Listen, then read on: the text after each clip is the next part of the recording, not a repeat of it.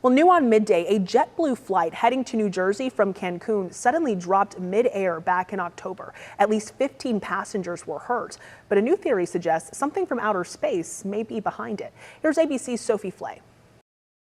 A new theory about what really caused a terrifying mid-air drop on a JetBlue flight. It was such a violent, sudden drop. The flight attendant went completely horizontal, hit the ceiling, flew back down to the ground. An Airbus A320 flying from Cancun to Newark in October suddenly lurched downward over Florida, injuring at least 15 passengers, forcing an emergency landing. We've got at least 3 people injured. Seems like maybe a laceration in the head.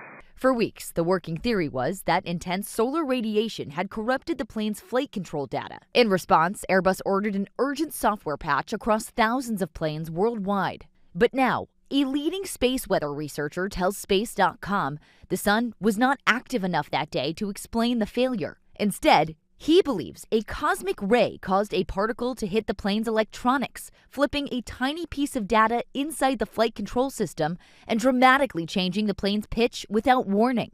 Airbus confirms the jet experienced a corrupted value in its elevator control system and says the software fix now has been deployed across its fleet. Experts, including our aviation analyst John Nance, say this event shows just how a tiny change to code can cause problems. The fact that any ones or zeros in the programs could be scrambled around in any way just by radiation is worrisome, especially if it can interdict the flight controls. But Nance says passengers should not be alarmed, pointing to how quickly the industry responded. Should passengers be worried is, no, you're watching the system adjust itself the way it should. Just days after that JetBlue emergency, a power solar flare sent radiation spiking at flight altitudes. Airbus then rolled out that software update. Sophie Flay, ABC News, New York.